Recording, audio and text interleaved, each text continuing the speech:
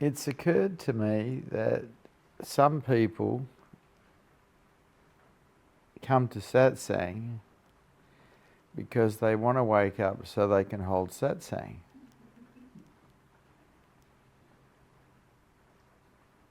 And that's actually not how it happens. I never wanted to hold satsang. I was quite happy to continue being a psychotherapist and a naturopath. The idea that you're going to have a future after you wake up is ridiculous, because you're gone.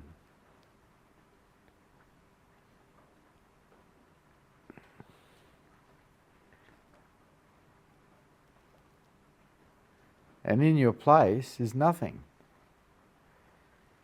Enlightenment is the end of you as an I. It's the end of you. And you are made up, you as an I are made up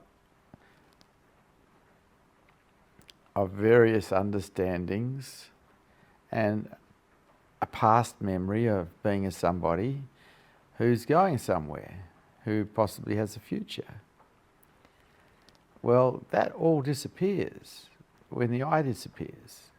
There is no past, there is no future, there is no you. There is just now.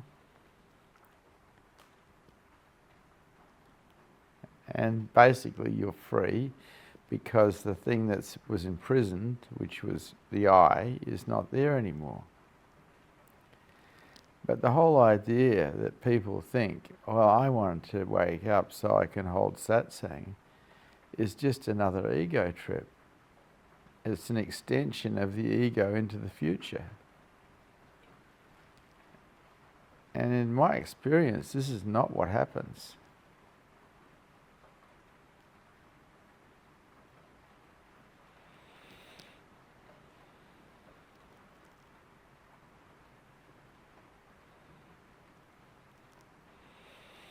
You wake up and your mind becomes profoundly content for no reason and doesn't really want to do anything.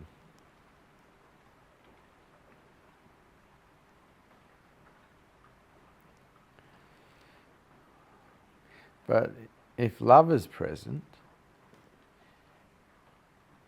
compassion arises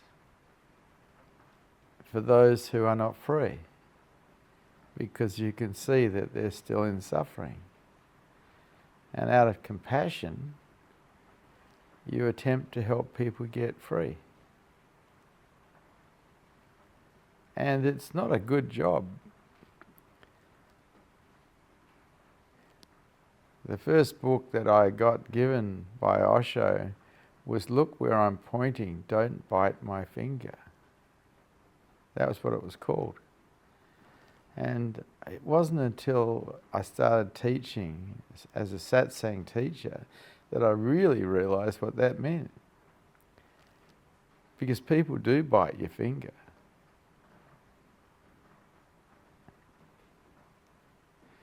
The deal is, I get to light you up and you get to give me your pain. It's a pretty awful deal for me. And it's a pretty good deal for you.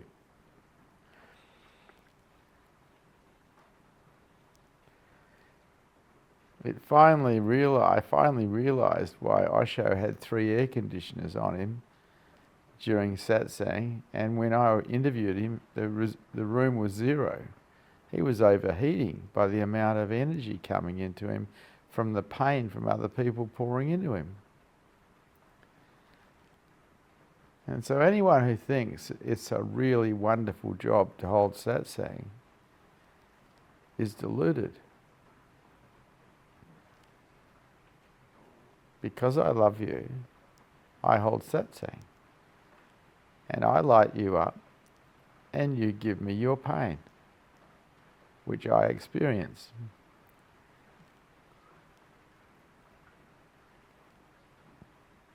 And I don't have any choice in that, really.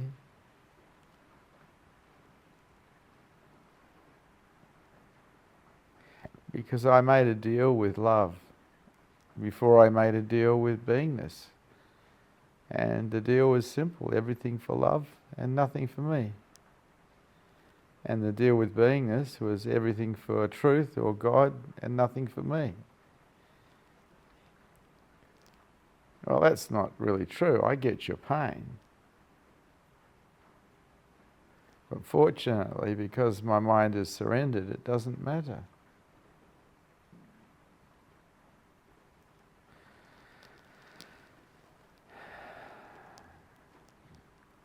And I can't stand by and watch other people's houses burning. I have to help.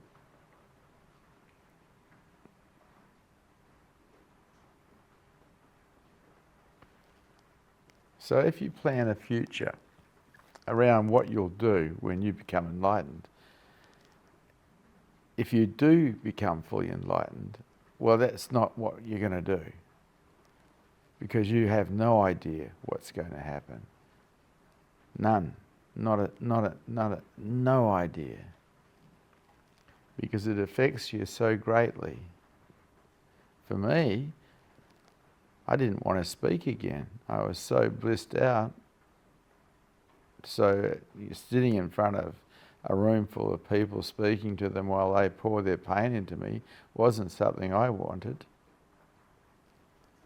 But it's what happened. And it's been 26 years now, every day. The only motivator that can motivate you to do that sort of crap is fucking love. There's nothing else. There's nothing else in the world that could talk you into doing that or have you do it. One of the problems with being awake is you're wide open.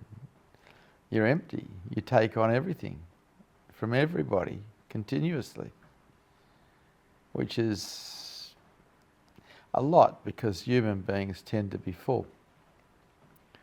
Because we live in a society that represses pain, doesn't express it, and so people are full. And when they come into a Buddha field, they start to open up and the stuff pours out, and before you know it, they're emptier, which is nice for them.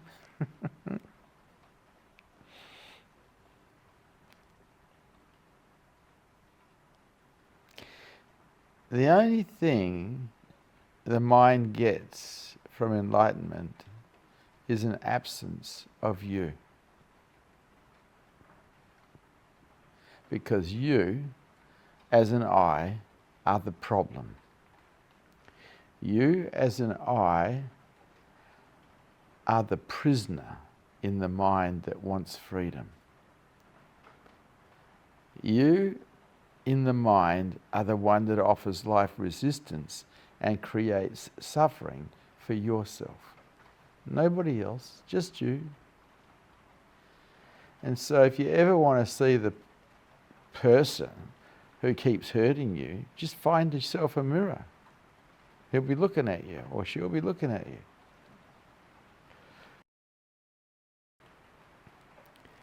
The only thing that you have to learn in this lifetime to get free is unconditional surrender. And that comes about through the practice of acceptance and let go. And so the more you practice acceptance and let go, the less you suffer.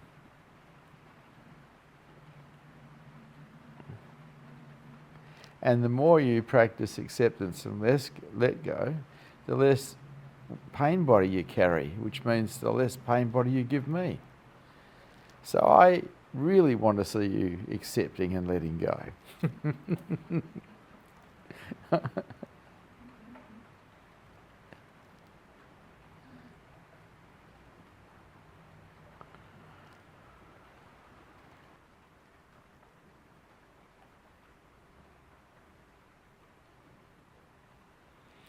People my age tend to retire, if they're lucky, and go on world cruises. I can't see it happening somehow. I love you too much to leave you.